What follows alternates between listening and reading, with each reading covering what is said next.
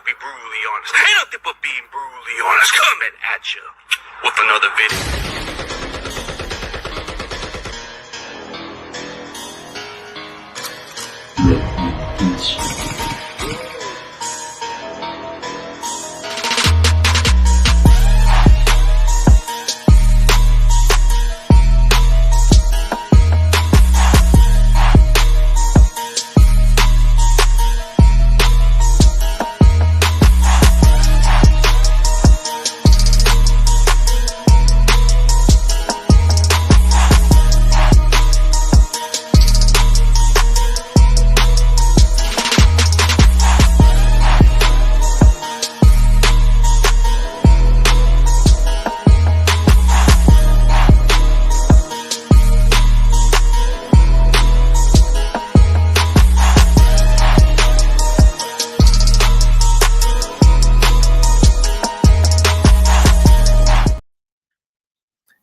What is up, everybody? Ladies and gentlemen, let's welcome.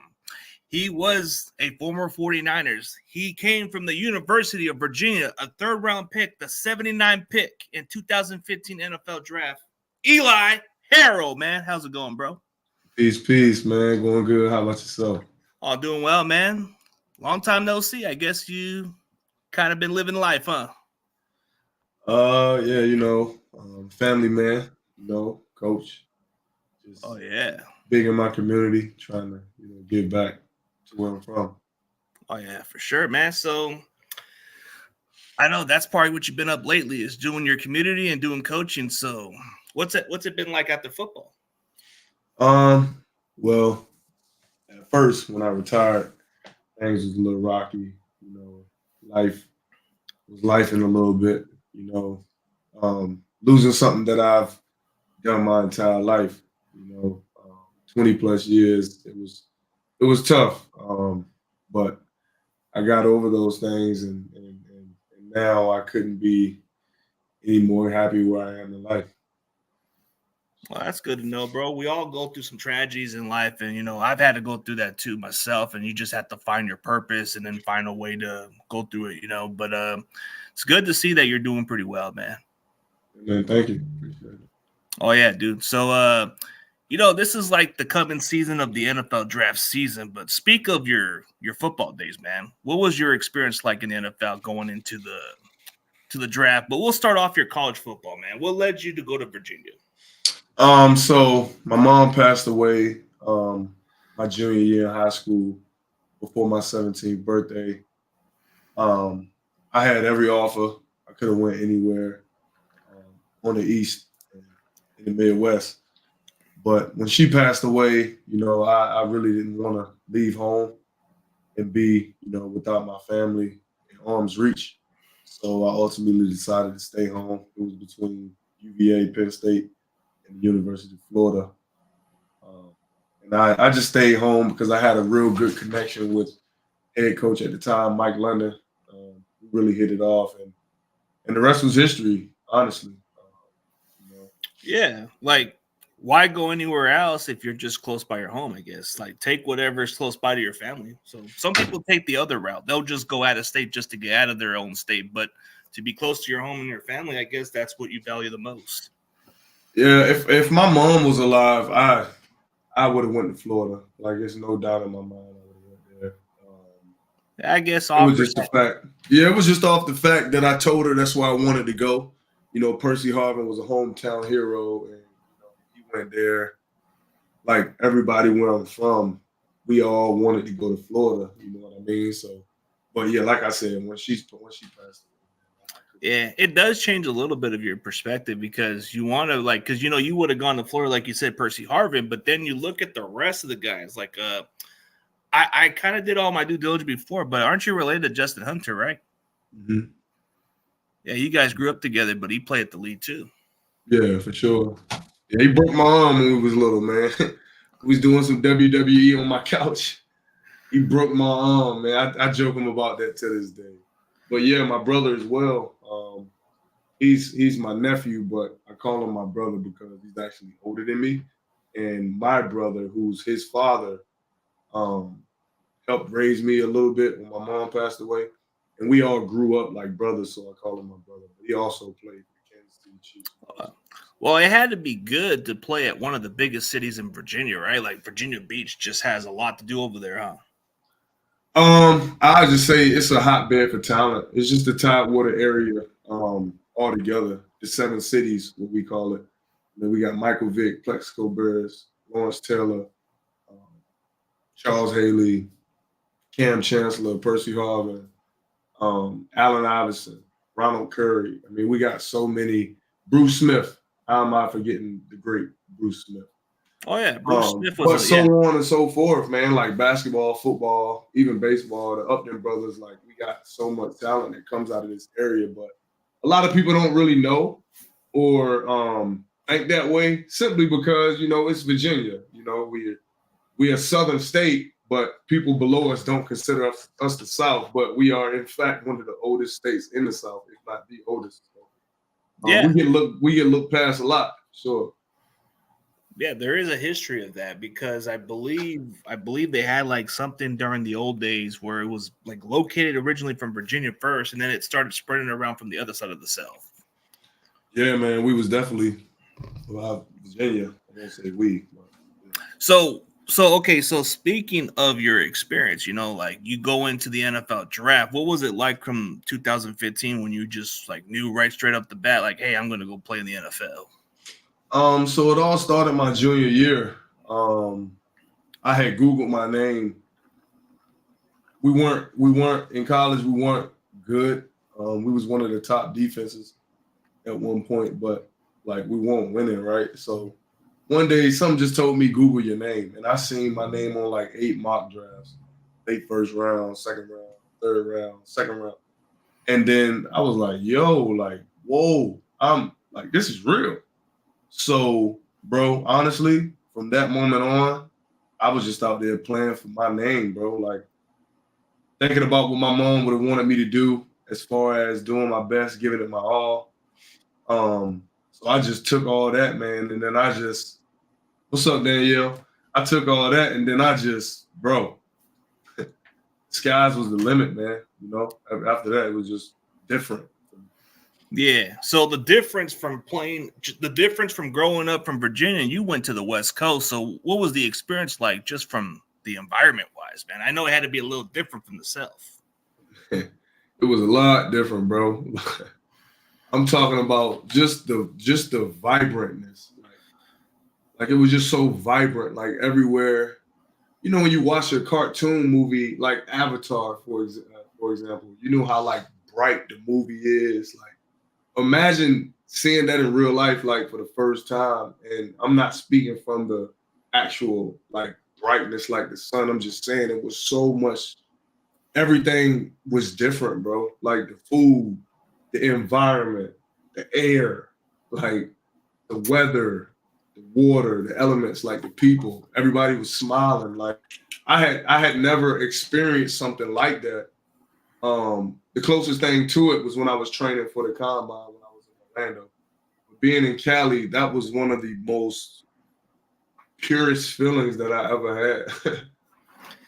I mean, it had to be a lot different with the cost of living, and there's a lot to do over there. There's just plenty of stuff out there. But just from going from the Bay, man, what was it just going from Levi Stadium at that first? What was that experience like at the stadium? Oh man, bro, it was unlike anything I had experienced up at that point in my life. That was my first time ever going to an NFL game and the one that I played in. Growing up in poverty and then having a chance to do all that, man, it was amazing. So being at Levi Stadium, man, it was definitely a point in my life where I was just so happy, like when I first experienced that. And I'll just say from the practices, right? Just being in there practicing against my teammates in my first training camp. That was amazing. That was so monumental. Yeah. Sure. It had to be a lot different from the way they were playing the game because, I mean, you had the speed and everything, but when looking back in the draft, man, you were like a DM, but they had you like listed as an outside linebacker or something like that. They said you were like that kind of tweener player. Yeah, and it was different. My first time dropping into coverage and doing all of those things was when I got to the league. So it definitely, um, it was a big adjustment. You know, in high school, I was a quarterback, I was a wide receiver, I was a DN, like I was a star player, had college offers for all three positions. And then when I got to college, it was just D line. So I never played special teams in college or anything, so I wasn't used to playing in space. Yeah, I was so athletic, um, but being in space wasn't my thing at first. And then obviously I had to learn how to do that. And I was doing it so much, and I was playing DN so little. I kind of lost my feel. Like a lot of people don't understand. Like what I'll compare it to is think about if you're an artist, right, and you draw for a living, like you draw every day, every single day, and one day your boss comes up to you and says, "Hey, I want you to learn how to play the guitar as well." So you put that on hold, something that you've done your entire life or for a long period of time. So many reps at it. You start playing that guitar and you go back to drawing and you're missing the little fine things, that the little minute details, right? So that's what it was like for me, when I would go back and forth from dropping into coverage and rushing, dropping into coverage and rushing, dropping into coverage and rushing. And a lot of people don't understand, but when Kyle Shanahan, yeah, man, listen, it's literally like walking forward and walking backwards. Like that's the same exact thing. Like when you're dropping in coverage, having to know, okay, if this guy runs this route, I got to do this. If he does this, I got to do that. If they run the ball, I got something different. Like it was like 12 different processes that I had to go through. And I really had learned how to do it. Like I was like playing against the run and having to drop into coverage. Like I was finally getting the hang of it, man. And but things happen, man. I enjoyed my time. It was fun. I built a lot of great relationships with a lot of people that still lasting to this day. Yeah, I mean, like you just said, it's completely different than just being asked to rush the passer, because if you're asked to cover, it's a little different. Like you said, you made a perfect example, like how you're saying going from an artist to a guitarist is different because you're kind of missing something, but you had to adjust on the fly because they were asking you to do something you weren't accustomed yet, because you weren't asked to do that. So that's not only that, CG. Also, after 16 games, we fire our defensive coordinator, we fire our whole staff. Like, yeah, they did. So my second year, we got Chip Kelly and Jim O'Neill as the defensive coordinator. Yeah. So we learned something totally different. And the philosophy from what I learned my first year from Eric Mangini to Jim O'Neill was literally like reading Galileo and then reading another philosopher. Like it was North and South Pole. So I had to unlearn all of those things and to download something new into my brain. Like that was tough. And then after that, it happened again. Like going into my contract year with Kyle Shanahan and Robert Saleh. So, bro, people don't understand, man, the complexity and the difficulty of having to unlearn things. People think, okay, these guys in the NFL, so I expect them to be able to do X, Y, and Z. It's not as easy as they think. Yeah, we can do that. But I tell people all the time, okay, since you want to criticize me, let me see you do this. Let me see you attempt what I'm doing. Let me see you line it up with me. It's a little harder.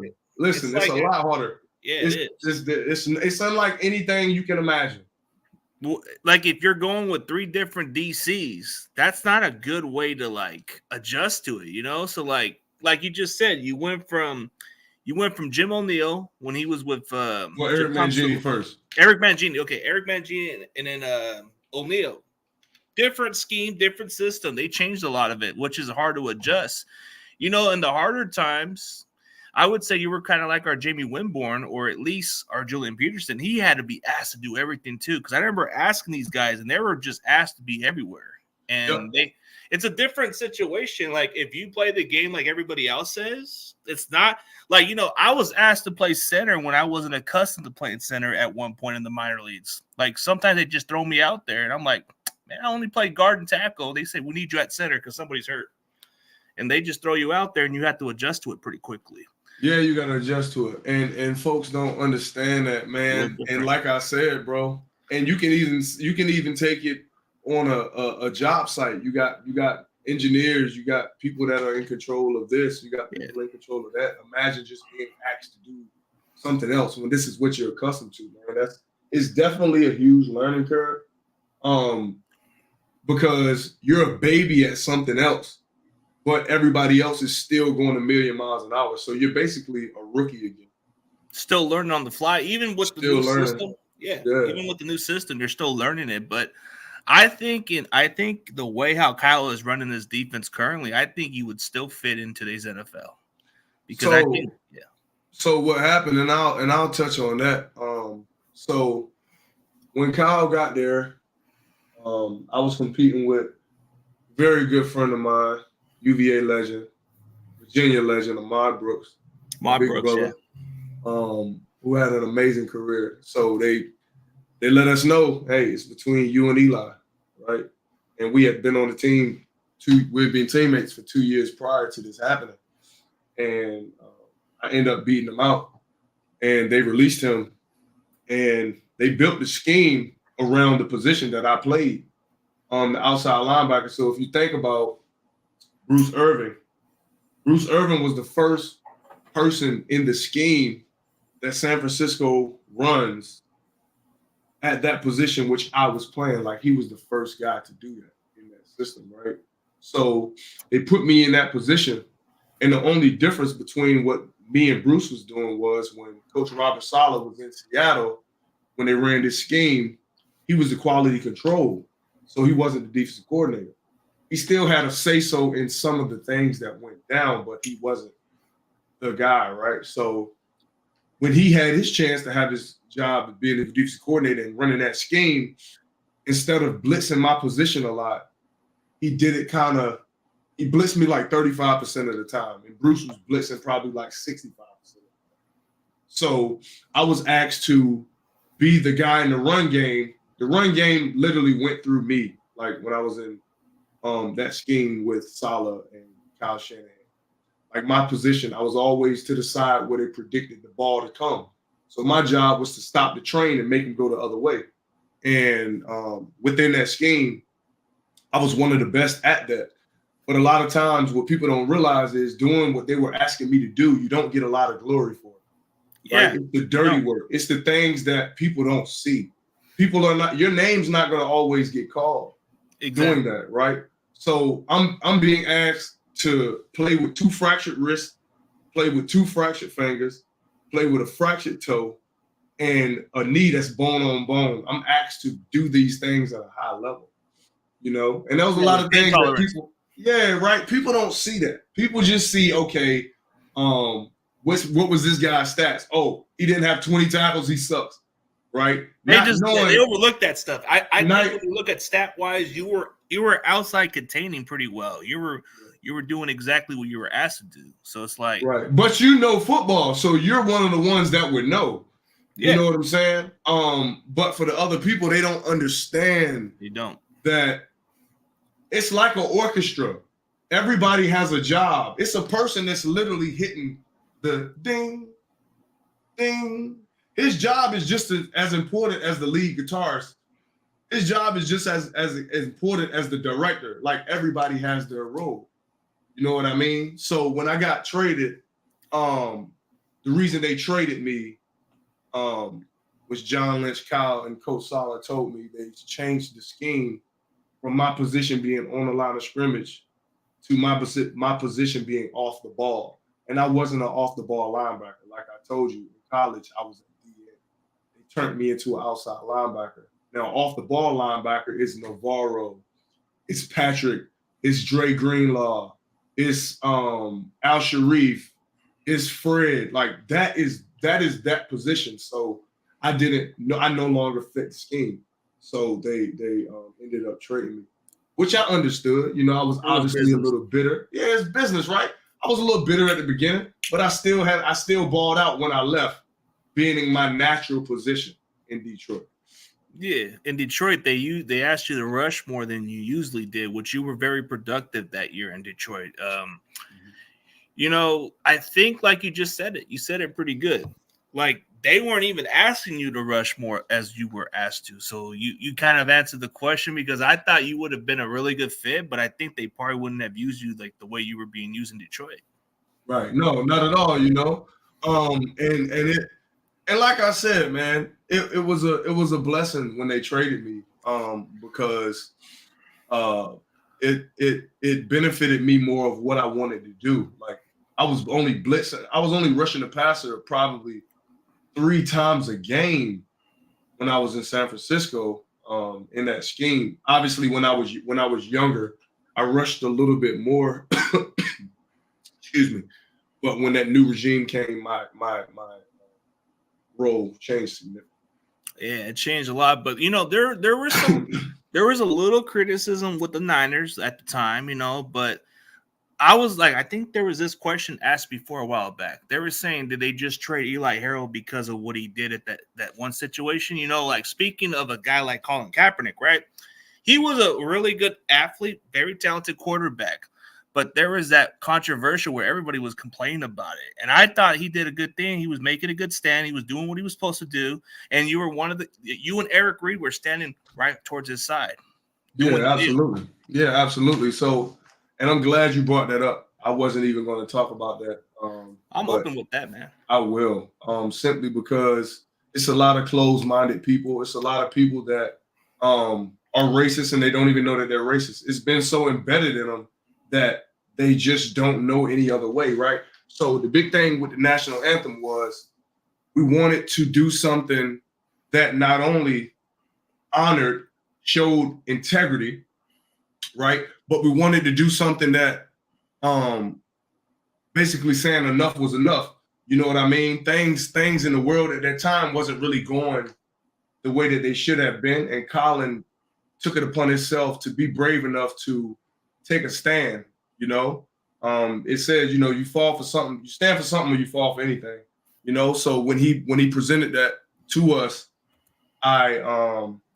he asked for a show of hands of how many guys would support his cause. And we had like 6 people raise their hand and not one white hand went up. I'm not making this about a white and black thing, but what I'm trying to get people to realize is just because you were taught a certain way by your parents and your grandparents and their parents and their parents, that doesn't mean that it was right. Until we can all come together and see that there are a lot of real world issues going on in our own country, between us, each other, right?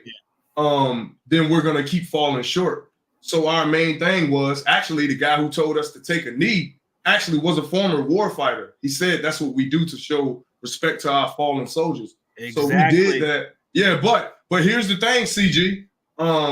We've said this in the news and in media 20 million times, but the people don't want to hear us. They want to keep stirring up drama because negativity sells.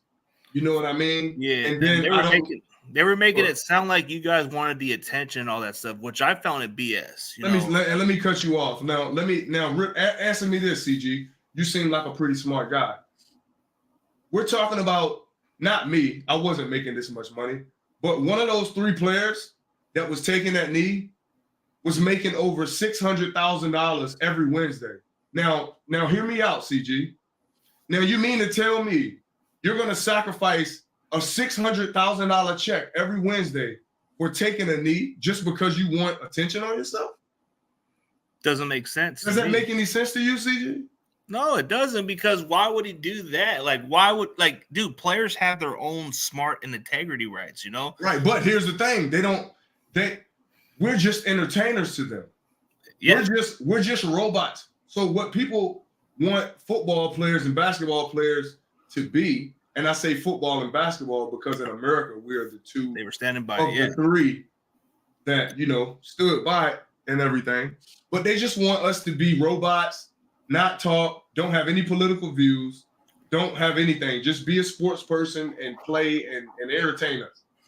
Right? Yeah. They think that we getting paid too much money. No, we're not getting paid enough. We're the only sport that don't have guaranteed money.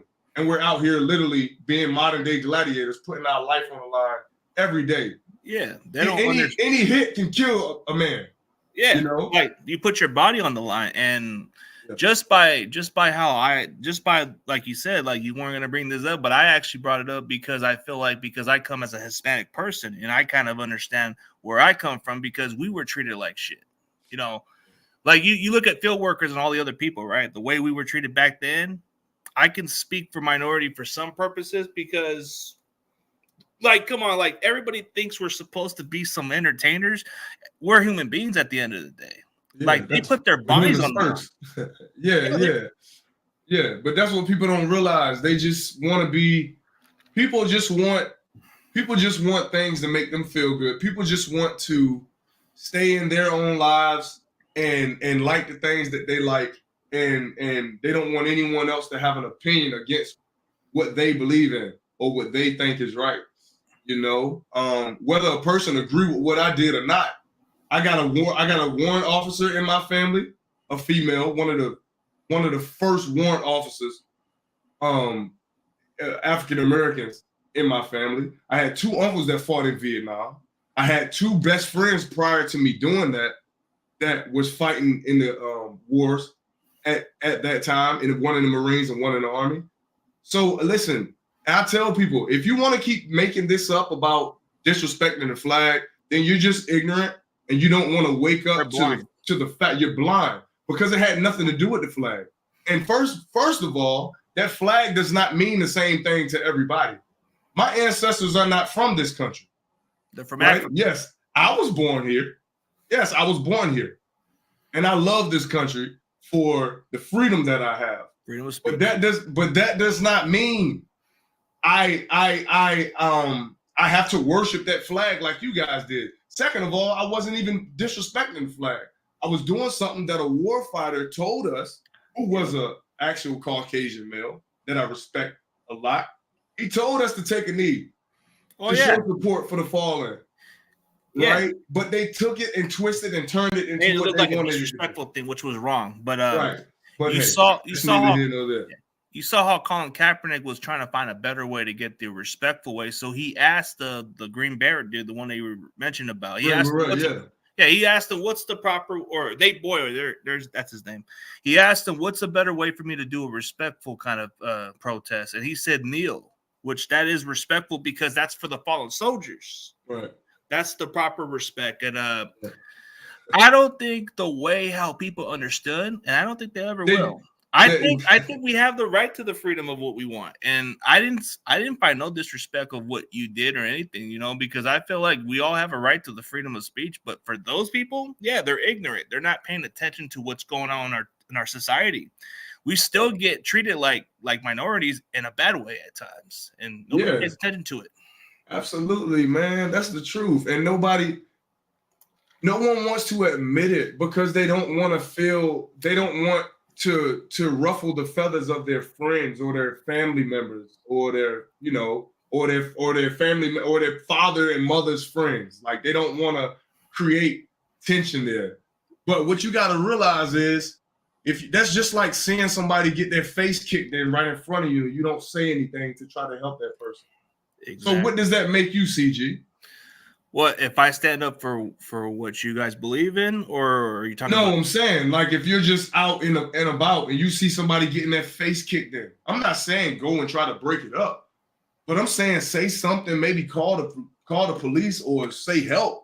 Or at least try to prevent the issue from happening, or at least call backup or something. Because, right. So that's what I'm saying. Like people are sitting here and saying, like when we was protesting police brutality, the first thing that came out of people's mouths was, well, black people are killing black people. Black people kill more black people than police kill people. That's what they keep bringing up. They keep bringing up that stuff. Yeah, but it's not about that. We're not talking about that. We're talking about an organization of people that are supposed to help, protect, and serve.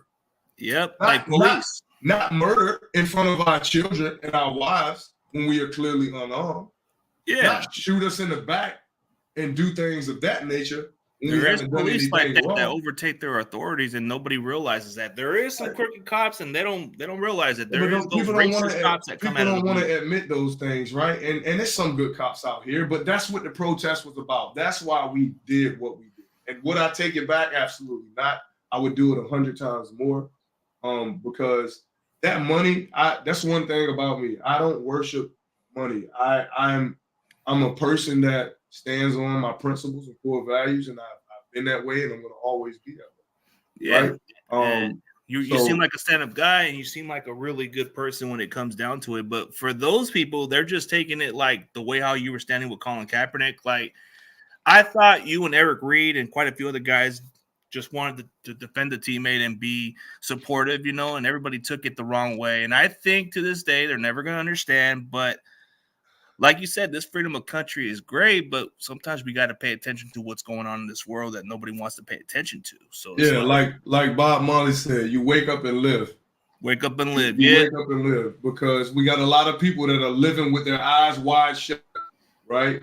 You got to open your eyes and see the things that are literally happening in front of your face. Oh, see, even for somebody that's a Niners fan, but that's an Italian white dude, he even agrees on what you're saying. See? And that's one thing I wanted to bring up also in some ways, because it caught my attention, but then knowing about what you were as a football player. But I think growing up in the South, it had to be a little tougher, right, compared to the West Coast. Yeah, man, of course.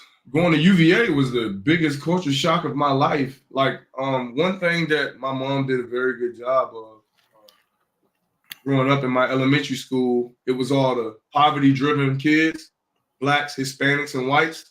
And it was the rich kids who were white. My middle school, all the poverty-driven kids that were black, white, Hispanic. Danielle, I feel you. And then it was the rich white kids, and it was all the way up through high school. So I always had that sense of, I don't see color, but I know that some of you folks judge me just because of the way I look, right? So when I went to UVA, I went to Charlottesville, and I don't know if you know about Charlottesville, but Charlottesville, it was one of the most shootings. Like, it had one of the most controversial. Like, it was like one of those individuals were killing so many victims over there. Yeah, but it was such a whitewashed place. Like, not a lot of black folks was out there, right? Thomas Jefferson founded the school, and something with the Nazis, right? It had something to do with the Nazi crew also. Oh, you're talking about you're talking about what happened for the Klan rally. I was just talking about Charlottesville. Well, the shot too. There was another.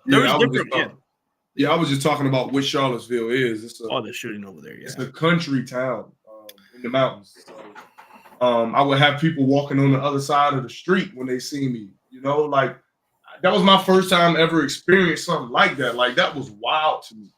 Like, being in Charlottesville, man, like, that was crazy. Like, that was my first time ever experiencing a black and white race type thing. Some of them look at you strange, and that's the thing about it. Like, they'll look at you weird and they'll automatically think you're a criminal just right off the bat, which is kind of dumb. Right, they'll judge you. They'll judge you, right? I do. I've been judged before. Like, even as a normal human being, I could just be dressing up in my jersey or something, and they'll just think I'm some Norte or something. I'm like, no, I'm not no gang. What the heck? But that's the way that they were raised to be. The judge wrong, yeah. Right, and that's what's sad, because a lot of us are raised to be that way. But and no, I'm not. Listen, I'm not trying to make this a race thing. I'll say that again. No. My wife is white. I have a Caucasian wife. It just so happened I fell in love with her. I love her. She does it for me. I'm in love. I've been in love, and that's the one I want to be with. She was part of one of those most supportive ones, and actually, absolutely, So I don't see color, but what I do see is right and wrong, So I'm all for uprising the down press, whether you're white, Jew, Gentile, lesbian, or homosexual. It doesn't matter. Like, I'm on the side of right, and I'm against the side that is wrong. So if I can help uplift anybody in a way that can help open their eyes to a better way, like, that's what I'm all for.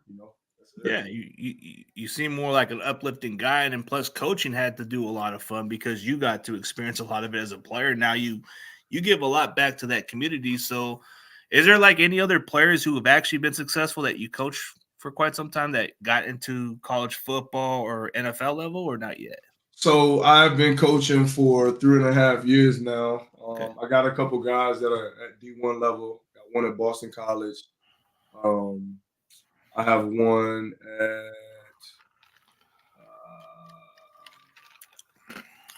UVA.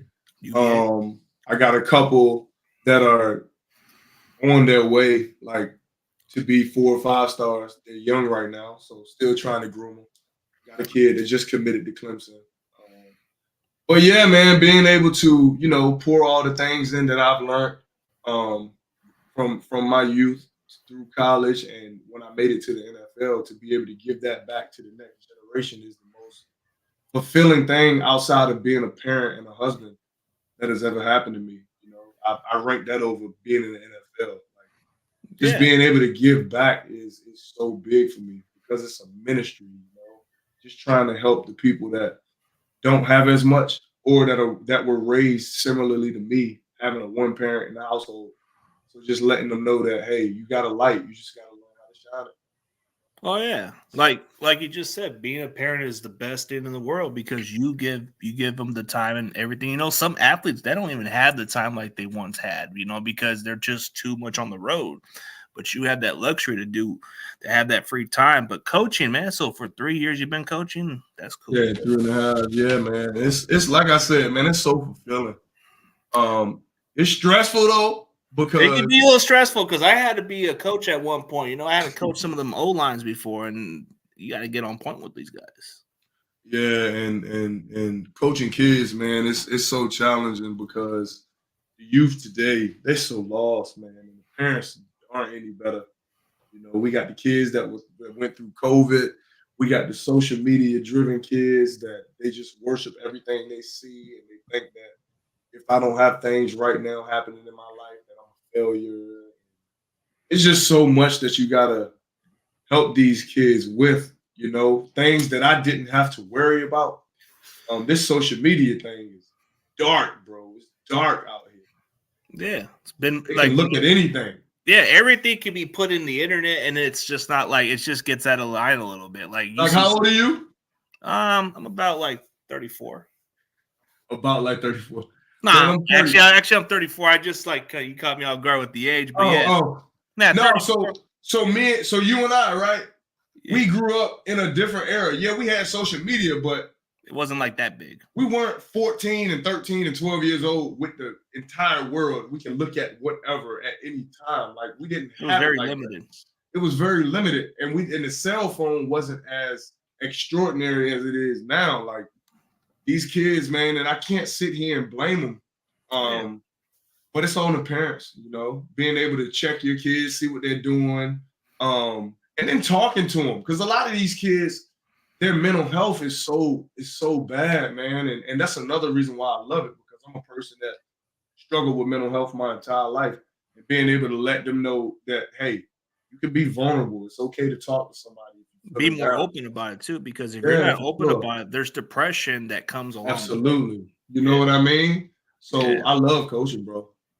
Coaching is like a therapy for some people, or playing the game is a therapy. Like, you know, when I've gone through some stuff throughout my time, my life, losing my brother was a big loss. My dad, but what everybody keeps asking me, what keeps me around here? It's because I start to get to know a lot of people, and there's a lot of different perspectives, Like, I'm not just going to get to know you just because of what you were. I just want to get to know a person as a human being outside of what they are, because I know we all have different identities and we all want to be more open about it. But when I saw what you did, like with Kaepernick, I thought you were the most encouraging teammate. But watching your films from the years, I thought you had the most upside potential. You could have had something like Bruce Irvin type career, but I guess we didn't use you the right way. Yeah, it was definitely different. And I'm not a person I'm not really a what if guy. I Nah, it believe just happens. I know that everything happens the way it's supposed to. And I don't regret anything. I had a wonderful experience. Not many can say that too. Not many can say that because a lot of people who were like, if they were in the same shoes as you, bro, they would have liked to have an NFL career, even if it was 4 or 3 years. They would have. Yeah, but that's the thing. Like I I got my pension. I'm fully vested. They got to pay me for the rest of my life. Like so, I'm peaceful, right? I'm at a place of peace. And when I lost it at first, no, I wasn't, right? Because I felt that I could still go. But ultimately, I knew that it all happened for a reason. Ever since I took that knee, my career changed and went in a different direction, which I understood that. Um, and shoot, I got to sack Brady twice in the game, man. Not a lot of people can say that. So listen, I don't care what my stats were. I don't even know what my NFL stats are. I don't care because I know I had fun. I know I got highlights that I'll be able to tell my kids. I got to share the field with some greats. I got to hit some greats. I got to manhandle a lot of greats that a lot of people don't see um, because the position that I played. So listen, I feel like I fulfilled and did everything it was for me to do. You Oh, know, yeah. and I had plenty of coaches tell me that I was good at what I do. I've had Kyle Shanahan and Robert Saleh pull me up and talk about me in front of the entire organization, saying how physical I was and how much I helped the team. So, listen, I don't care what anybody got to say about me. Nah, like you had fun, is what you said. At the end of the day, you had fun. You made some extra money, and it's a bonus at that point. But since you're coaching for over 3 years, maybe in the near future they might even consider you as a defensive coach. Nah, so me, that's not what I want to do. I'm more so in it for the youth. Oh, for the I youth. have no desire. I've been offered 2 college jobs, being a defensive line coach. Um, but I have no desire in doing that. I don't want to do that. Like I said, the league pays me for the rest of my life. I got my own training business. I just have So no. you're good for the youth. Then I guess you're the perfect example, and you still want to make it a good community and unite these youngsters and make them successful. Yeah, man, try my best, right? Sometimes you just stick with the level that's comfortable for some people. People want to take the uncomfortable position, but they don't realize, hey, why leave what you're comfortable at?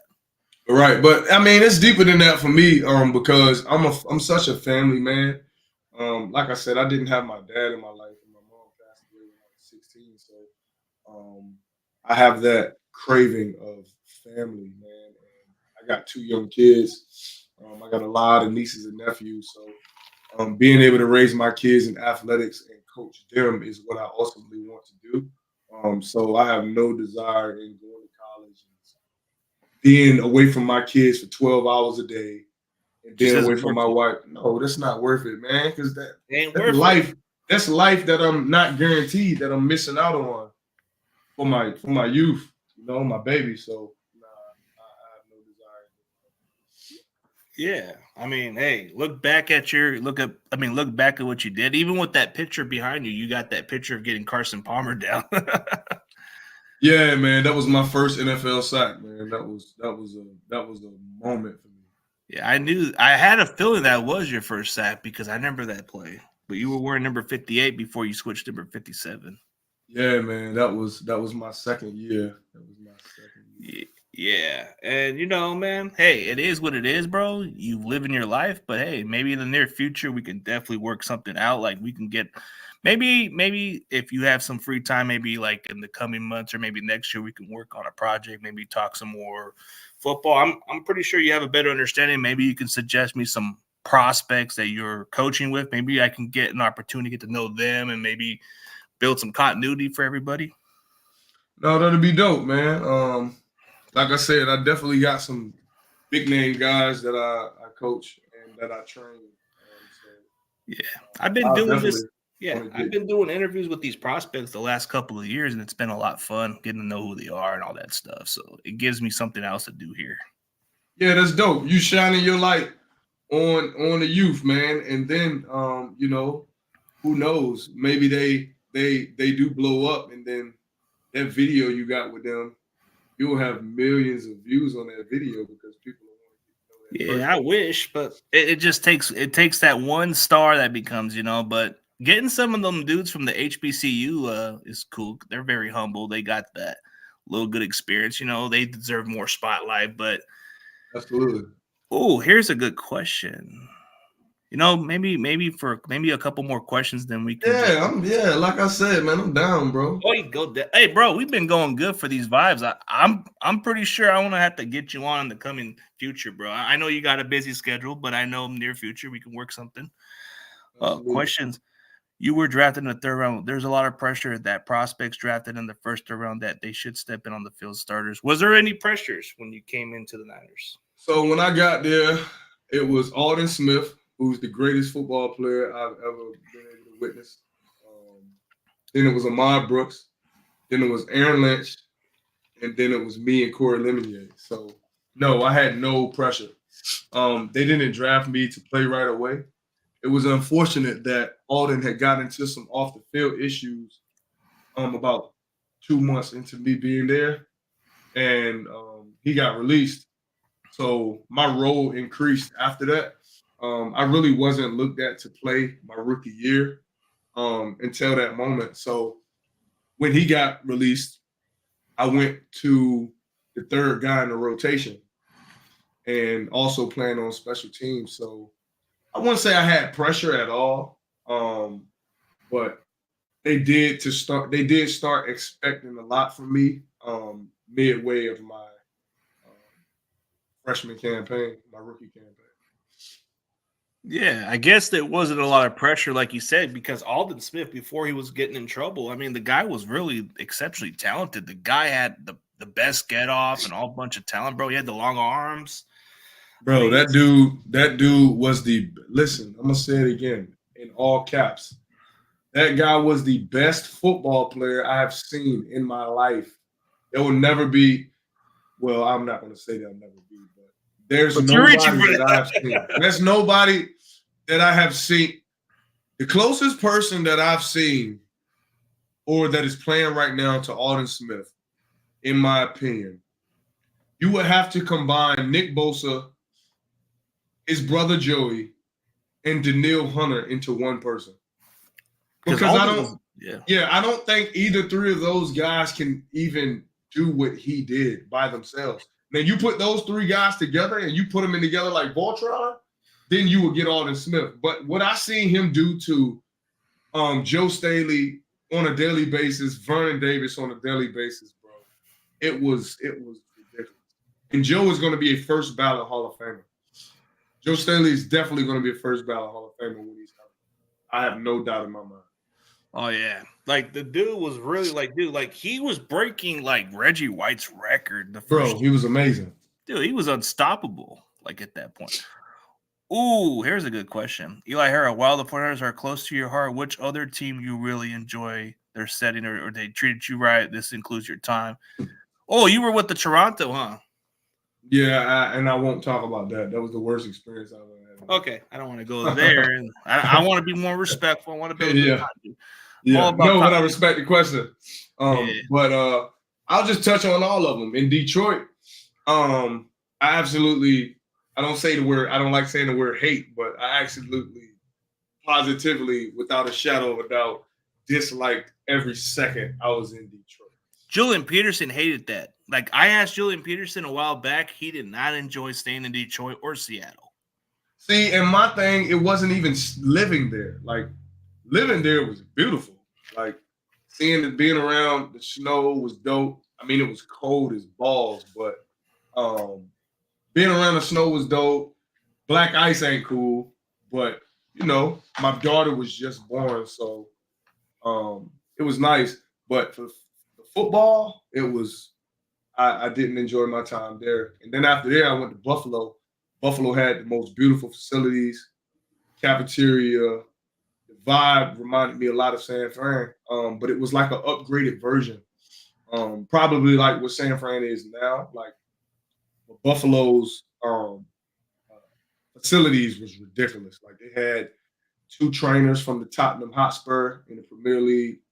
And then they had 3 other therapists, physical therapists there. Usually you have 1 to 2 physical therapists on a team. They had 4 or So they had so much knowledge, man. Like that's why they're one of the least injured teams because they have so much like for the guys to have like for your body taking care of yourself and the dietitians and everything. It was just so on point. And then Philly, I was in Philly for just a couple weeks. Um, so I mean, Philly was cool. I more so like the guys that I was with. I really didn't have a relationship with any of the coaches.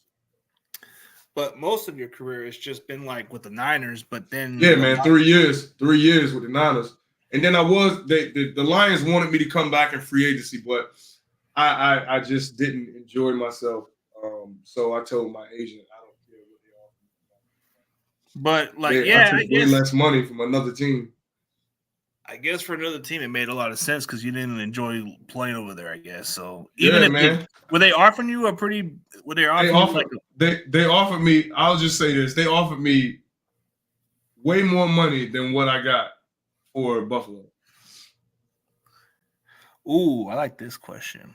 If you could play with any fellow present, past or present D line, who would it be? You played DN, but so who would you want to play next to? I'm pretty sure you got a good idea, bro. I mean, Oh, absolutely. So me and Eric Olmstead got drafted together. So to see, he was always good, but to see him really come into his own the past 2 years, 2.5 years, I would have loved to continue playing with him. He's I say he was one of my close friends when I was playing. So I say him, Defoe, DeForest Buckner as well. Buckner, yep. They were two of my close friends. So I say Eric, Defoe, and then Bosa, man. Sure. Nick Bosa is so special. And I got so much respect for him too, because his defensive line coach was the defensive line coach that recruited me when I was thinking about going to Penn State. Go ahead, what was you saying?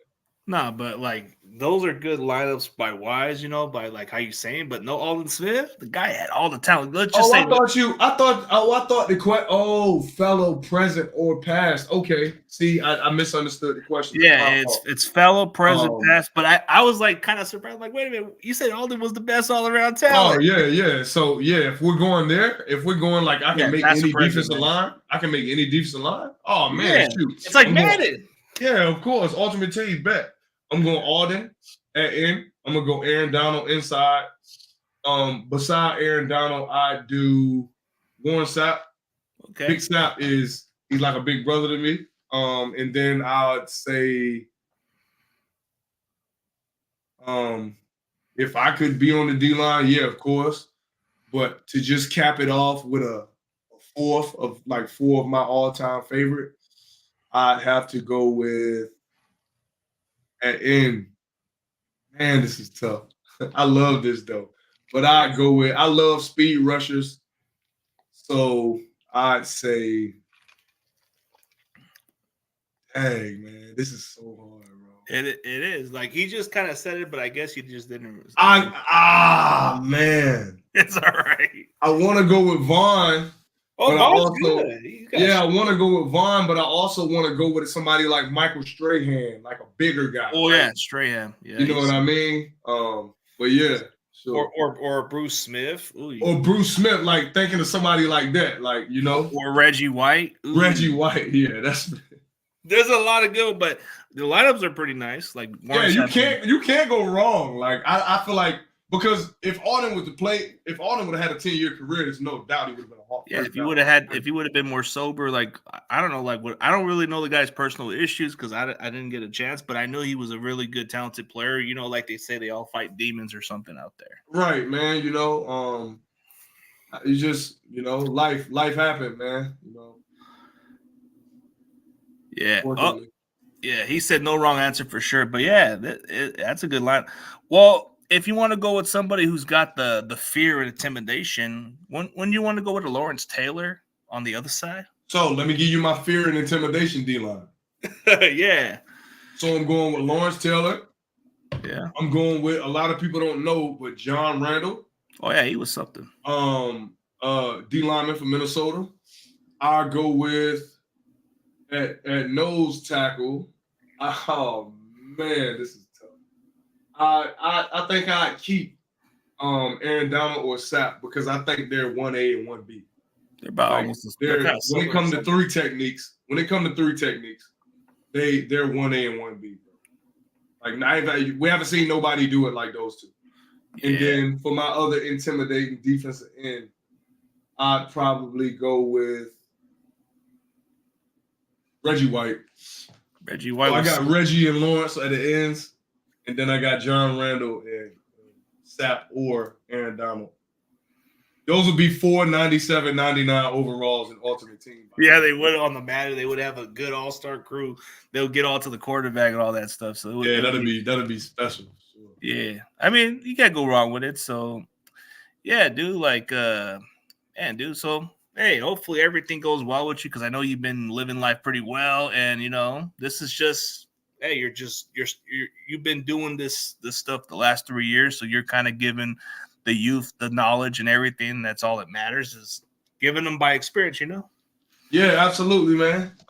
Like I said, just trying to give back the knowledge that the Most High blessed me to be able to learn and being around some great guys, man. And the beauty of it too is all these guys. Like, if I ever have a question, like I can hit up these guys, and they give me answers, so my players can see that it's coming from somebody that's very. Listen, bro, you say you want to do this, like, hey. I just asked him what he thought, and he told me. Like, I sent a couple of my guys film to. I did Richard Sherman and I did Cam Chancellor. They gave me some feedback on my guys, man, helping me out so I could show them and encourage them that they can still push on even if they're having bad days or bad games. Oh yeah, absolutely, bro. The knowledge and everything. I'm blessed for that as well. Yeah, you show them the knowledge and everything, and it helps them in some ways. There's other ways to learn from other people. Oh, this is a good one. Which O-line player who talked the most shit to you, or they said they would pancake you, or how did you respond? Like, I think I've seen one of the games where you actually were in a scuffle with one of the Cardinal players, right? Oh man, I was in scuffles a lot. Me and Jermaine Gresham had a very long 3-year feud. It was like a WWE feud, like going at each other. Jermaine Gresham, people don't know. Jermaine Gresham was one of the. I think he was the first tight end drafted out of Oklahoma when what was the running back name Murray that was with Dallas and Tennessee. DeMarco Murray. So when they was at Oklahoma together, it was them and then Sam Bradford was the quarterback, if I'm not mistaken. So he was on that team. So when he gets to Arizona, how we identify the tight end that does the most blocking, we call him the donkey, right? So he was their donkey tight end. And I remember early on in my career when that dude would grab me, it was like, bro, I'm in a straight jacket, bro. Like, this dude is bringing it. So I can give him credit for making me a better player in the run game because it became a point where I went against him so much that I would be manhandling him and then I would finesse him and make the play. I'll never forget playing against them. It was the third down. This is when Chris Johnson was at running back, CJ2K. Yeah, he was at the end of his career with the Cardinals. Yeah. And Larry Fitzgerald tried to block me, and Jermaine Gresham was on the other side. So I was going against Jermaine all day, and then they had put Larry on me. I'm like, bro, there's no way they're going to try to run the ball. Larry tried to block me. I got the TFL on third down. Oh, wow. It had to be fun to play against Larry for sure. He was man. My first time ever dropping into coverage. I'm having to check Larry Fitzgerald in the slot. Like, we're talking about one of the greatest receivers that ever played a game.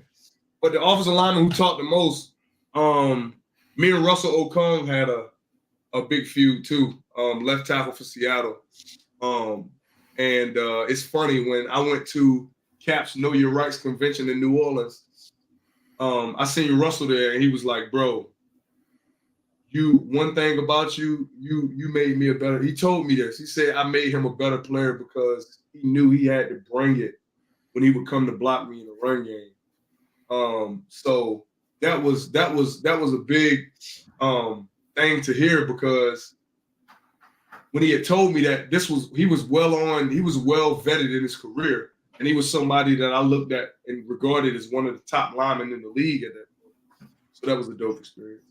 Yeah, I guess they give you credit and give you the respect you deserve. I mean, sometimes it gets unnoticed for some people. You know, it's like, hey, it's an honor to even for somebody to even say that. You know, like Russell Oakland, it took him some time to become a really good tackle. Yeah, for sure. And it was, and how could it not? Look who he was going against every week. Either Alden or Ahmad. Then Oh. in Arizona, it was Darnell Dockett when he was still good. Oh, Dockett was on. He was only there for a short minute with the Niners. And then he was I'm talking about when he was in Arizona. When Arizona played Seattle twice a year, I was talking about all the top defensive linemen in the AFC West at that time when Russell Okung was a young offensive lineman. Oh yeah, So he was having to go against, bro. He was having to go against some dogs every week. Oh yeah, the NFC West, you had like what Arizona had. They had Calais Campbell. They had Darnell Dockett. There were just two dogs in the middle. They were so good, bro. They were so good, and they would run a lot of stunts that would try to put Russell in a bind in his younger days, man, and get to him. It had to be a tough adjustment, but oh my goodness, absolutely. So just from a different style of coach, what was the difference from Jim Harbaugh from all the way towards Kyle Shanahan? Can you explain it? So I wasn't there with Harbaugh. Okay. Jim Tomsula was my first year. Okay, Tomsula. But Jim Tomsula, in my opinion, he wasn't.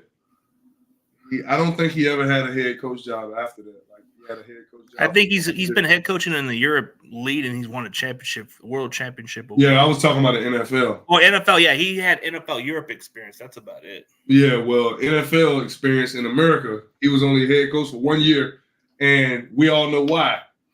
So I don't have to touch more on that. Okay. When Chip Kelly came to us, he wasn't a good fit, in my opinion. He just didn't.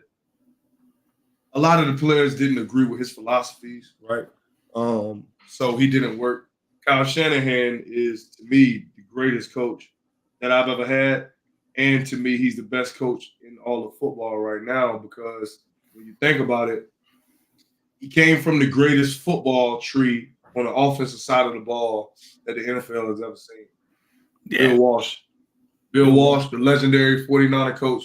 For the people that don't know, I'm sure everybody watching this do know. But Bill Walsh taught Kyle's dad everything he knows, Mike Shanahan, right?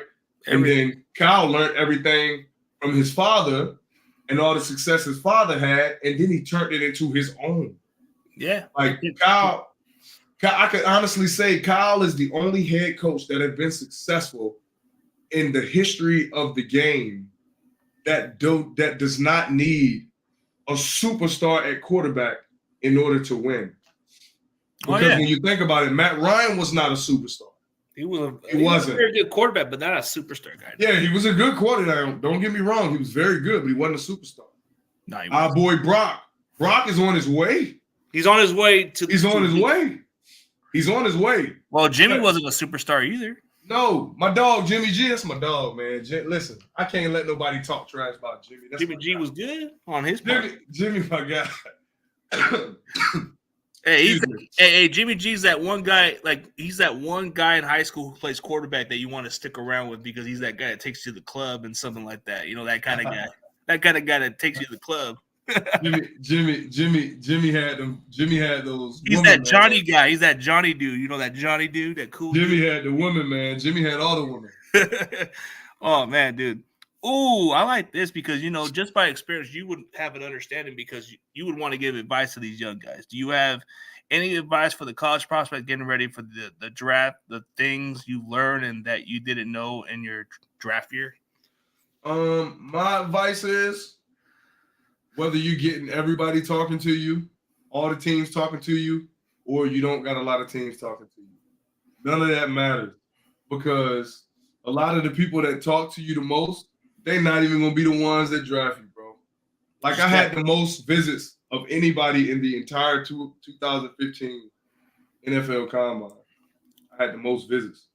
And I don't know why. I know it has something to do with me being a 3-year guy because usually the guys that was it just those videos because they kept making highlight videos, making all that hype videos. That's what it was. They had to do with that. Oh, you were quick off the get off. Well, listen, I don't know.